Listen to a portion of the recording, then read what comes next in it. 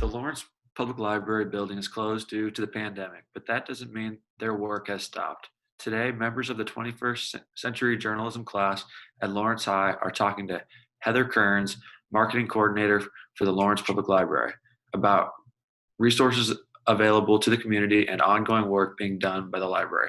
Welcome, Heather. Hi everyone. Thanks for having me. Yeah, absolutely. I'm gonna put on my library sticker. There, official. When you learned the library was going to have to close, what did you, as a staff, decide you wanted to accomplish? So as we all experienced, it was a really long, a kind of a quick turn of events. And so we didn't really have a decision right away because we felt like we were sort of in instant triage mode. What's the most critical things we need to do right now? Can we be in the building? What does that look like as far as work is concerned? What do we do with full-time, part-time, leadership team? There was so much swirling around in the beginning that we didn't have any answers right away. And I think that's probably pretty symptomatic of how we're all feeling. But very quickly what we did was we all got together for our leadership team, and that includes me, I'm the marketing coordinator, and then we have our reader services person, our youth person, our maintenance people, the library director, our foundation director, our information services people. Just a huge group of us, about 12, started to meet in the auditorium, and that was before the governor closed everything down and told us to stay at home. So we were all thinking that we were going to be working from the library inside. And what ended up happening was within 2 days of that first meeting, the governor said, hey, we're going to close in a week and everybody's got to get out. And so then it became this huge scramble of like, how do we work from home? Does everybody have Wi-Fi? Does everybody have a working laptop? Does everybody have I do both graphic design and communications and all the social media with my social media team for the library, in addition to all sorts of other stuff. And I need to work on a Mac. So I don't have a Mac at home. I don't have all this software at home. And so I ended up having to bring that here. I'm working off of a hotspot because thank goodness my Verizon phone is really good as a hotspot. So that's basically what we did initially. And then very quickly by the end of our very first meeting, it became, we have got to stay viable. We have invested a ton of money and resources into our online experience. And it's just giving us a huge opportunity to give people things to do while they're at home. And almost immediately we started getting requests for things, and then we would meet those requests with adding more things to your, being able to check out more movies than normal, being able to check out more ebooks than normal. We took all of our story times and decided to start doing story time live at home. And so we have all of our storytellers with their huge fan groups that are just like going nuts now that they have access to watching Miss Linda on her actual farm. So she doesn't have to do felt farm animals. She actually brings in goats and cows and does story times from the pasture. And I hesitate to say this because I know so many people are struggling right now, and I don't want to, I feel very fortunate that I have a job and I can work from home. All of us feel that way. All of us are so grateful to our community, but I have to say that there's a silver lining to this. And the silver lining for us was to be able to connect with our community in a way that we've just never done it before. And I think we're all experiencing that. I think as students, you're probably feeling that way. Teachers are feeling that way. I think this is just an absolutely incredible collective experience that we're having. And we're trying to capitalize on that and make sure that like our book clubs, we're doing Zoom book clubs now. We never thought to do that before. And that has opened up opportunities for like people who can't make it into the library to actually participate for the first time. So this is traumatic for people. It is a dire situation for some. And as a library, we want to make sure that we can make it so that you can still have a library experience and still be part of a community, which is something we've lost. We've lost that hub. that place that everybody congregates. And so we're trying to recreate it online. How does not being able to interact with people in person impact your work? Mm. Well, it's gotten us to be very, very creative. What we're doing right now, feels to me like almost, I don't know how you guys feel. I'd love to know your feedback on that, but this feels about as close to hanging out as I could possibly get. Like many of us, I think we're all doing this with work, and we're also doing it with friends and family. I've had distance friends before that I've lost touch with. This has regenerated relationships for me that have lapsed. It's always been available. I don't know why we never did it before. My friends and I are starting to watch movies together and like at the same time, and Zoom, and I mean, how it's affected our relationships to people in person. I'm struggling to find much of a difference between being online and being able to open this up to people. What I worry about are the people who do not have access to a computer, to Wi-Fi, to a support network. We have a lot of users in the library who come in who are really at risk for one reason or another. Maybe they're suffering from mental health issues. Maybe they don't have a home, and this is where they can come and get fresh water, use a bathroom, freshen up a little bit. It's their social place. It's a place where they can keep connected. It's close to downtown. I mean, I know that there's some tension with people who are downtown that panhandle, but at the same time, I drive down this vacant downtown and I look at that and I wonder, what are they doing for food? I just feel like there's a huge swath of people who have lost their connected networks. So what we've tried to do is we've made our Wi-Fi available from outside the building. We moved all of our routers, I think that's what they're called, to the kind of the perimeter of the library on the inside. And so between 7 a.m. and 10 p.m., we are offering Wi-Fi. And there are a lot of people who don't have Wi-Fi right now, or that have had to shut it off because they can't afford it, because they're trying to decide, do I do that or do I do rent? Can't go to McDonald's. You can sit in the parking lot and use their Wi-Fi, but so as far as connecting to other human beings, I think if you have the resources, it's pretty darn good. I think we are adapting and adjusting.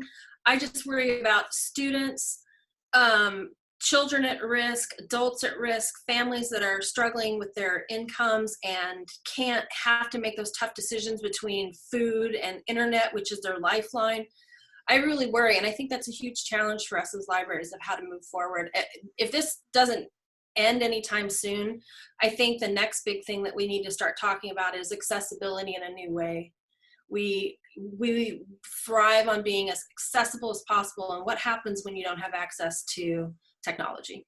It's a big thing. So it's affecting some of our relationships, and it's not affecting a lot of our relationships in other ways. Great, yeah, thank you. Yeah. Tell us about your biggest challenges right now. I would say our biggest challenges right now, I would say those are a super practical one that's facing us right now. I feel like we have social media is pretty much rolling like always. That's hardly been affected. The building, we're all out of it. And so as far as maintenance is concerned, I did discover yesterday that we have a Roomba that I did not know about. It freaked me out because I heard it and I discovered it vacuuming upstairs when I went in to get my mail. So that's pretty much on lockdown. But the thing that is kind of waiting in the wings that we've been talking about is, what do we do with this like 30,000 items that are at everybody's homes right now, and how are they going to get back? And when do they come back? And what's the process that we get these materials back in the library? So we have put together sort of like a 5-step plan.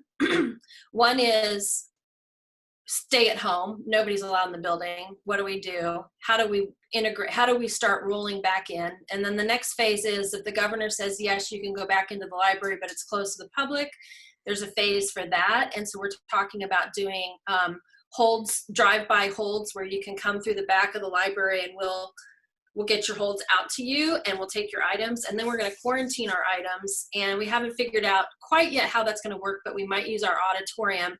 They do have to rest for 2 to 3 days. So the work's going to change, and the staff who are home right now waiting for, what do we do?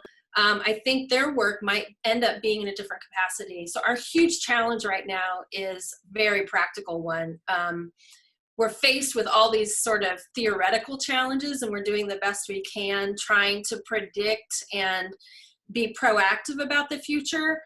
But I'm finding that the stuff that's really outstanding for us right now, challenge-wise, is super practical. Keeping the library disinfected, communicating to our bosses when we pop in to get our mail that, hey, I was in these places. Could you tell John to sterilize all the surfaces? And I'm out. And returns is going to be interesting because we've asked everybody to hold on to their stuff. Yeah. It's a lot of stuff. It's a lot of stuff, but it's good that you're doing it. Yeah. What are the challenges your users are facing that the library is trying to address right now? I would say boredom is a huge thing. What in the world are we going to do with all this time? Supplementing their children's education if they have school-age children or high school students in their homes. We are trying to satisfy connectivity. We believe that the library is a place that has become a community hub more than anything else. And there are relationships there that need to be nurtured still, even beyond just our books and ebooks and all that awesome stuff you can do, free movies, music, all that stuff. There's a huge social element that we're trying to make sure that we satisfy right now. And so moving forward, I feel really cheesy, like stating our mission statement, but man, if you ever work in a place that has a strong mission statement or a vision statement, and you use that to frame what it is that you want to do, it really helps you kind of cut through the noise and focus. And our mission statement is to imagine more, learn, connect, create, and grow. And so right now what we're trying to do is help people learn, help people stay connected, help them learn how to create things in their time. There's DIY stuff that we're going to be teaching. We have a craft program that's moved online so that artists in the community and local crafters can get together and share what they're working on. And then, of course, growing, because I think our biggest challenge right now is growing through what's happening and coming out on the other side stronger as a community and stronger as a library, but also stronger as an individual, because I think it's really critical that we continue to stay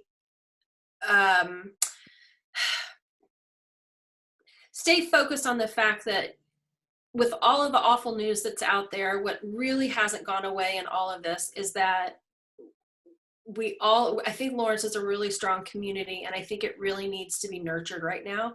So I would say that is a big thing, is we want people to feel that they can rely on the library to answer some of the more critical questions they have right now, but also satisfy some of their entertainment, educational, and social needs. Cool. What are you doing to keep people interacting? So we have a huge opportunity right now, like I said, to show people what's going on online and what we have to offer. And right here, if you click on Use Your Library Without Leaving Home, it started out as a pretty awful looking bullet point list of sentences, and then I just made a bunch of graphics and tried to streamline it. Kind of put a big statement up front. And this is it's going to be organic, and it's going to change as we move forward. Some of these buttons might change and move around, but we wanted to make sure people could very quickly get one single message. Hey, use the library without leaving home. Here's where you go, and here you can browse, and stay tuned. And so basically what we're doing to keep people connected is to put the message in as many places as we possibly can to go to this particular landing page on our website. So as you can see, this takes you to a story times. Here's where you can sign up for book clubs, to do Zoom video. We've got stuff going on in the teen zone for kids and teens. Well, I guess not kids and teens, 12 to 18 can hang out and learn how to do stuff and hang out with their friends through Zoom. We've got a variety of different resources here. You can get any question asked, whether it's email or live. We'll take book recommendations, so you can like click in here and be like, hey, I really love the Hunger Games. What should I read next because it's gone? And we'll make a suggestion for an ebook that's online that matches your tastes. We've also got this right here, this video chat, our Talk to Me program. We have a bunch of people from Burt Nash who are peer support specialists, and they are there to just chat with you if you're feeling bad or you need someone to just listen without judgment. It's a lovely service that we were doing at the library in person, and we've taken it completely online.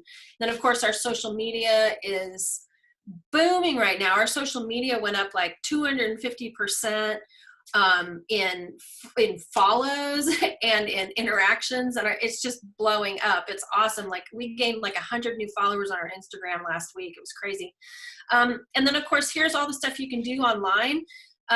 We've got so much educational stuff for people who are college, high school, and elementary.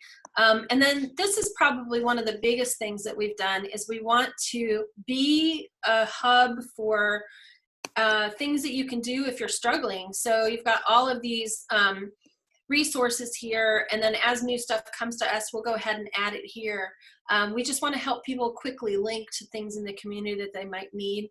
And then of course, here's a lot of things if you're having to learn more about why we closed and the decision we made. We've got these, drop down lists down here, and it's all of the sort of drier information, then of course, how to stay safe. So this has really become sort of a triage area where, to answer your question, to get everybody, what's our biggest way, how are we messaging people? We're messaging people in as many platforms that we normally use, and also in our personal conversations and with our friends and families, to help spread the word. Because of the virus, how would someone go about getting a library card? Can you walk us through the steps? Yes, I'm going to share my screen with you. So there's a lot of people that don't have one. A lot of people that have one in limbo because it was partially processed before we closed. Some people's have expired. Some people can't remember their PIN. So I think the most important thing that you need to know is, here we go. Who can I talk to about my library card and card status? So I would say this is the most important thing. Email Jeff, he's our accounts guy, he runs the department, at this email address and tell him, hey, I don't have a card. What do I do? I don't know when the library is going to be open. I really want to borrow some stuff. And he will ask you a series of questions. Do you have a card? Is it expired? Do you want a new card? That kind of stuff. That's it. So there you go. And normally we would do a lot of this stuff in person, but we've adapted it so that he's going to just ask you for like a photo ID and who knows what, like if you're not already a card holder. We also offer temporary cards for anyone who doesn't have a mailing address. So there's still ways to use the library. You don't even have to have ID. We'll give you a temporary card. So it's all right there, accounts. And now I'm going to move that to the very top of the page because that should be super obvious. So thanks for asking that question. Yeah. What do you get with your library card? So first of all, stuff. You get books, ebooks, audio books. I don't know if you listen to any of that stuff, but right now, obviously, we're just doing digital stuff. So an ebook is something you can read on your phone, your device, your tablet, whatever. It looks like a book. You probably, I'm sure, seen them. A Kindle is a good example of an ebook. An audiobook is really just like, almost like a book with you just listen to it. And it's often narrated by either the writer or famous actors. Sometimes they're unbearable. Sometimes they're really good. People like to argue which is better, the actual book or the audio book. But I like audiobooks when I cook, when I clean, when I go on walks, and I like ebooks for when I want to feel like I'm actually reading something. So you can get all of that stuff in our catalog. You can get movies. So you've got, here's our digital library. So this is the thing that I would say right now is probably where everybody's going. Libby and Overdrive is where you get all of this stuff. And here's all your checkout limits. You can get Hoopla, which is more different books. I kind of like to think of these things as like when you're at the food court at the mall. It's just like all food, and somebody has slightly different food than somebody else has, but it's all kind of the same thing. So I believe in browsing all of it because some will have some books, some will have other books. Hoopla is really cool because it has e-comics and graphic novels that you can download. Lynda is, oh my gosh, the most amazing thing ever.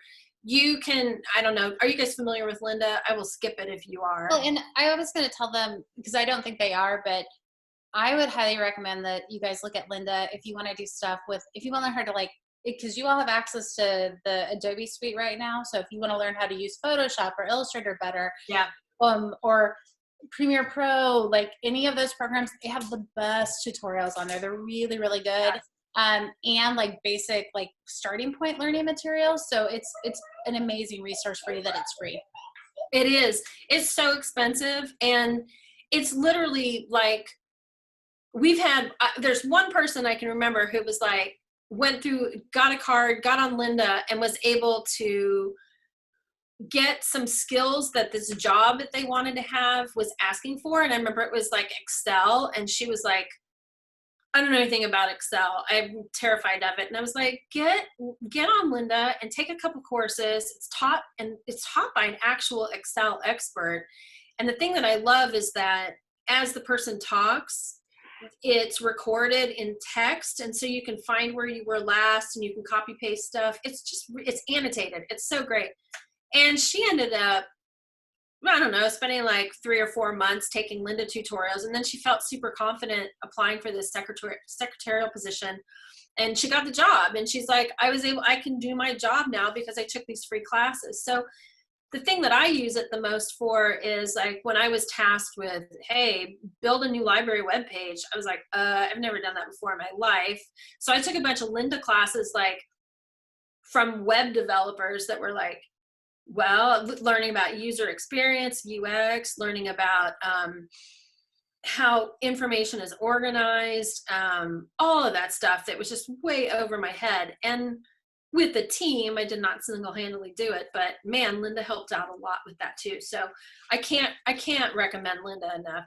Canopy, I don't know if you guys are film buffs, but Canopy, I need to change this because it's no longer 26,000. It's now over 33,000. I absolutely love Canopy. It is, if you like international film, documentaries, this is just endless. And we upped it to 10 a month per card now that you can watch and download. The thing that I love about Canopy is that it was created by librarians for academic reasons, and then it ended up being this huge library thing. So if you notice over here, they curate things. And so if you're an educator or you're studying something that you want to really learn more about, you can you can go in through let's see, well, you can poke around, but you can go in and you can actually go to the educational side of it and look through curated lists, and then you just watch it. Yeah, so you can download it. The thing that I love too is they've put together a special list you can search that's all license free. So as an educator, or if you wanted to have a screening party, it comes with your library card membership, is you can screen this stuff publicly. So it's amazing. I absolutely love Canopy. Oops. And then, okay, so browse and borrow. You've got books, games. Well, we're not doing games right now, but movies and TV. You can get music in-house, but that'll have to wait until you guys can come in the building. We've got children and early literacy professionals on hand. We've got a blog you can read. We've got staff picks that you can read through if you want ideas for stuff. Here's all the services that you can get. Most of these don't come with a library card to answer your question, but some of them do. Some of our online research resources require a card. Business and nonprofit stuff has a card requirement, but a lot of this stuff doesn't. So right now, I mean, obviously you can't come in and use the studio, but if you are musicians or you know musicians, once we reopen, just spread the word. We've got 3 creative suites with all of the Adobe software in them. We've got mics for podcasting. It's just a pretty amazing resource. You do need a library card so that you can check out the room. But yeah, you don't have to have a library card for everything, but I think that one of the biggest things that I love that you get, and you might also get this, I don't know if you get this at home, but I run out of my New York Times articles constantly, and you can get, here, you can read the New York Times online for free. You get 72 hours of unlimited access on whatever device you're on. They just give you a little code and that's it. So a lot. I don't want to keep talking. I could talk for hours about what your library card is. There's so much to talk about.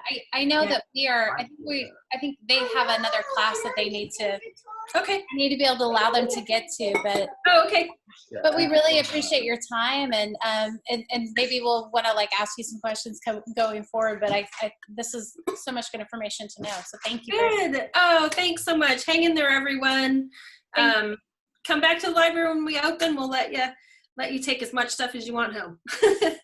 All right. Have a great end of the day. Have a great day. And it's nice meeting you all, and take care. Thank you so much. Have a good afternoon. Bye. Bye-bye.